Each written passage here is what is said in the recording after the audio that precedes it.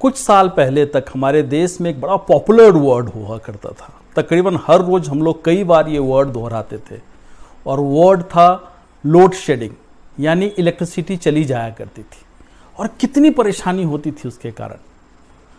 मगर देश किस तरह से बदला है, कैसे बदला है, इलेक्ट्रिसिटी के मामले में हम कितना सेल्फ रिलायंट हो सके हैं, ये हम लोग बात करेंगे आज।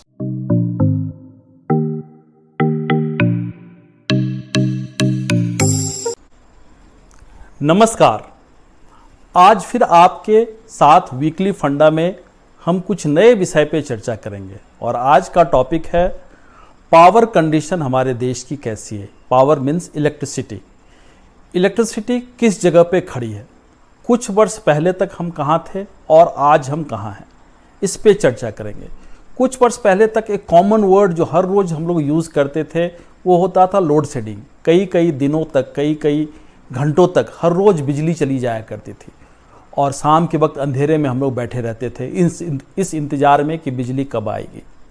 और बहुत पहले की बात नहीं है ये, मगर धीरे धीरे देश किस तरह से तरक्की किया है पावर सेक्टर में। इनफैक्ट पावर सेक्टर में दो बड़ी तरक्की हुई। एक तो सबसे पहला जो हमारी इलेक्ट्रिक रिक्वायरमेंट थी तकरीबन वो हम खुद ब खुद फुलफिल कर पा रहे हैं, और दूसरी तरक्की ये हुई कि हम क्लीन एनर्जी की तरफ, ग्रीन एंड क्लीन एनर्जी की तरफ अपना कदम बड़ी तेजी से बढ़ा रहे हैं। एग्जाम्पल के तौर पे अगर हम लोग देखें तो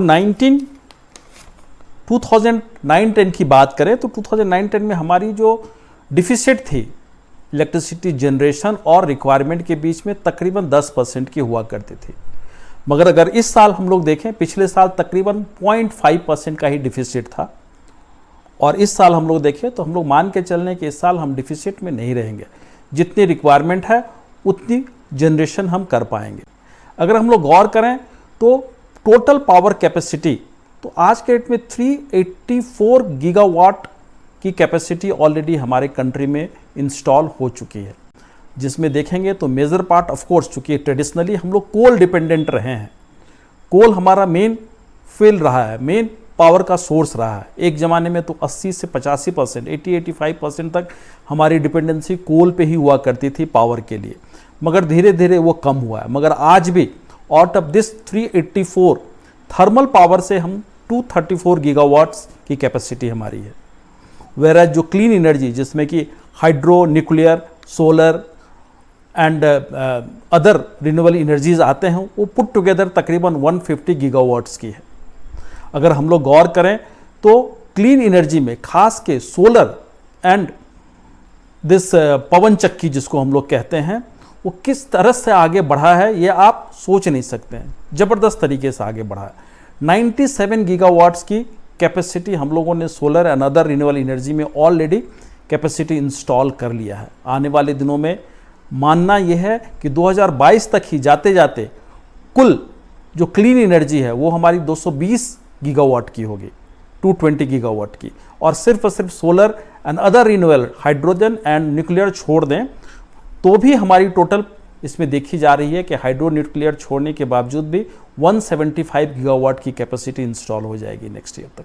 इतनी बड़ी तरक्की कि देश सेल्फ रिलायंट तो इलेक्ट्रिसिटी में हो ही रहा है, मगर साथ ही साथ जो एक इंटरनेशनल कमिटमेंट है, इंटरनेशनल कन्वेंशन है, उसके तरफ भी लगातार ध्यान दे रहा है कि किस तरह से हम क्लाइमेट को, इन्वायरमेंट को भी प्रोटेक्ट कर सकें। इसलिए लगातार फोकस सोलर पे ज़्यादा है, पवन चक्कियों पे ज़्यादा है, क्योंकि हमारे देश के साथ एडवांटेज ये है कि यहाँ पे हवाएं भी खूब चलती है और धूप भी खूब आता है। पूरे देश भर में ये दोनों सोर्सेज जो हैं जो कभी ख़त्म होने वाली नहीं है, ऐसे सोर्सों को टैप करने से क्लीन एनर्जी भी मिलता है और दूसरी बड़ी चीज़ ये है कि ये बहुत सस्ता भी मिलता है। जहाँ कोल एनर्जी के प्रोडक्शन करने में और उसके मेंटेनेंस में इतने कॉस्ट पड़ते हैं, वहाँ ये काफ़ी सस्ते में पड़ता है। पिछले साल तो देखा गया था कि ₹2.5 से भी 2.5 से भी रुपीज़ से भी कम की प्राइस कोट की जा रही थी पर यूनिट सोलर एनर्जी की। इस तरह के प्राइसेस पे ये एनर्जी मिलेंगी तो निश्चित रूप से जो सपना है देश का कि हम इलेक्ट्रिसिटी के माध्यम से हर देशवासी को इलेक्ट्रिसिटी सफिशिएंट मात्रा में दे सकें। पर कैपिटा जो एक लक्ष्य रखा गया था कि 1000 to 1200 किलोवाट का पर पर्सन, वो हम अचीव लगभग कर चुके हैं। जो रिन्यूएबल एनर्जी है सोलर, उसके साथ सोलर एंड विंड दोनों के साथ एक एडवांटेज हमारे देश में क्या है कि हमारे देश में बहुत बड़ा एक ज्योग्राफिकल एरिया है जहां पूरे साल भर सन रहते हैं, और साथ ही साथ कोस्टल एरिया है, पहाड़ी इलाका है जहां विंड भरपूर रहती है। मानसून सीजन में भी विंड की उपलब्धता रहती है। अच्छी बात यह है कि जिस वक्त मानसून में सन थोड़ा कमज़ोर होता है तो विंड बढ़ता है। तो रिन्यूएबल एनर्जी अपने आप में इतनी पावरफुल सोर्स है जो कि हमें क्लीन और ग्रीन एनर्जी तो देती ही देती है, साथ ही साथ सस्ता भी है और मेंटेनेंस भी कंपैरेटिवली आसान है। तो हम अपने देश की रिक्वायरमेंट भी पूरी कर पा रहे हैं इसके माध्यम से, और साथ ही साथ हम यह भी देख रहे हैं कि इंटरनेशनल कमिटमेंट को भी हम फुलफिल करने में बहुत हद तक सक्षम हो रहे हैं। इन्हीं कारणों से अगर देखेंगे तो सिर्फ और सिर्फ रिन्यूएबल एनर्जी के सेगमेंट में एक ज़बरदस्त इन्वेस्टमेंट आया है गवर्नमेंट के तरफ से भी, और private sectors Indian as well as foreign direct investment के माध्यम से भी रिन्यूएबल एनर्जी में लगातार इन्वेस्टमेंट आए हैं और आ रहे हैं।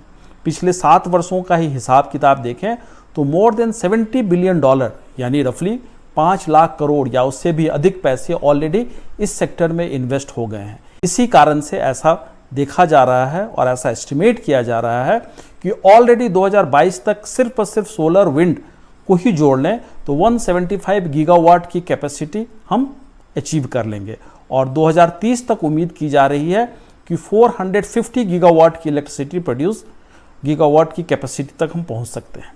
इतनी बड़ी चेंजेस देश में आएगी, ये अपने आप में अभूतपूर्व है। जो एक कोल बेस्ड एक इस तरह की इंडस्ट्री पे हम डिपेंडेंट थे, धीरे धीरे ये बढ़ रहा है रिन्यूएबल एनर्जी की तरफ, और 2030 तक जाते जाते ये माना जा रहा है कि हमारी डिपेंडेंसी थर्मल बेस्ड पे लेस देन 50% या उससे भी कम रह जाएगी, और धीरे धीरे आने वाले दिनों में अगले 10-20 वर्षों में और भी कम होगी।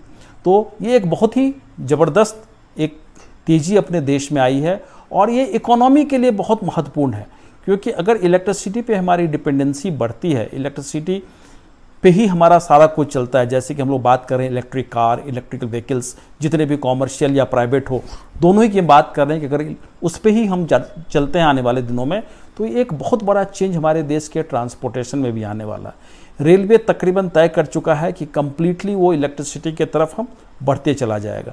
जो डिपेंडेंसी आज के डेट में हमारी डीजल्स और पेट्रोलियम क्रूड ऑयल के ऊपर है, वो धीरे धीरे कम होती जा रही है।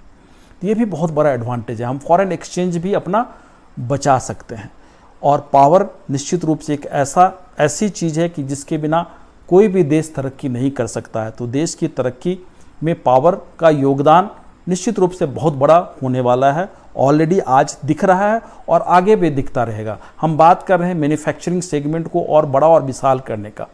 पावर एक ऐसा कारण था कि मैन्युफैक्चरिंग यूनिट्स इंडिया में बहुत नहीं आ रहे थे, फॉरेन इन्वेस्टमेंट्स नहीं आ रहे थे, क्योंकि सबको पता था कि यहाँ की पावर की प्रॉब्लम है। पावर अगर प्राइवेटली आप प्रोड्यूस करते हैं तो कॉस्टली अफेयर है, मगर धीरे धीरे चूँकि ये चेंजेस जो आ रहे हैं और पावर गवर्नमेंट की तरफ से फुलफिल करती है, गवर्नमेंट के द्वारा जो नियम कानून बनाया गया उसके माध्यम से अगर इंडस्ट्रीज़ को सस्ते रेट पे पावर मिलता है तो मैन्युफैक्चरिंग भी आने वाले दिनों में और अधिक बढ़ेगी। तो कुल मिला के देखें तो इलेक्ट्रिसिटी और पावर का एक डायरेक्ट रिलेशंस हमारी इकोनॉमी पे है, हमारी लाइफ के दिनचर्या पे है, और हमारे ओवरऑल लाइफ स्टाइल पे भी है। तो तीनों ही चीज़ आने वाले दिनों में और बेहतर होगी। पिछले 10-20 वर्षों में हमने देखा है कि किस तरह से ये बदलाव आया है, और अगले 10-20 वर्षों में हम लोग मान के चल रहे हैं कि एक बहुत बड़ा और चेंज हम लोग देखेंगे पावर में, not only in power that to clean power and green power. Thank you very much. मुझे उम्मीद है कि आपको एक डिफरेंट टॉपिक को समझने का एक मौका मिला होगा। आपकी एक सोच जाएगी कि किस तरह से हम भी अपने रूफ टॉप पे सोलर एनर्जी को इंस्टॉल कर सकें। इंस्टॉल करने का जो एक इनिशियल कॉस्ट आता है उसमें गवर्नमेंट की भी बहुत सारी सब्सिडीज़ हैं, जिसके माध्यम से हम अपने लिए भी पैसे तो बचाएंगे ही बचाएंगे, मगर साथ ही साथ देश की उन्नति में डायरेक्टली पार्टिसिपेट करेंगे और इन्वायरमेंट को भी बहुत हद तक प्रोटेक्ट करेंगे। क्योंकि हम लोगों ने देखा है कि किस तरह से कोरोना काल में जब इंडस्ट्रीज़ कम चल रही थी, जब पावर की रिक्वायरमेंट कम थी, तो किस तरह से, क्योंकि कोल बेस्ड इंडस्ट्री हमारी अधिक है, कोल बेस्ड पावर इंडस्ट्रीज हमारी अधिक चलती है हमारे देश में, तो किस तरह से इन्वायरमेंट हमारी इम्प्रूव कर गई थी। जो ऐसे ऐसे शहर, दिल्ली जैसे शहर जहाँ लगातार लोगों की आंखों से आंसू ही निकलते हैं, वहाँ भी चीज़ें कितनी इम्प्रूव कर गई थी।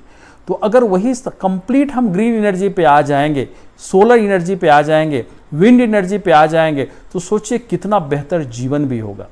कि लाइफ एक्सपेक्टेंसी जो कहा जाता है कि दिल्ली में जो लगातार रह जाता है उसके 5-7 साल तो उम्र सिर्फ और सिर्फ वहाँ के प्रदूषण के कारण घट जाते हैं, वो निश्चित रूप से इंप्रूव करेंगे। हमारे मेडिकल एक्सपेंसेस कम होंगे। तो कई सारे डायरेक्ट इनडायरेक्ट बेनिफिट हैं इस पावर सेक्टर का। पावर डायरेक्टली और सोलर पावर इनडायरेक्टली बहुत बड़ा कंट्रीब्यूट हमारे कंट्री को कर रहा है और आगे आके और करने वाला है। इस उम्मीद के साथ वीकली फंडा में मैं फिर से एक बार नमस्कार करूंगा आप लोगों को और रिक्वेस्ट करूंगा कि यूं ही हमारे चैनल को देखते रहिए और कुछ सजेशंस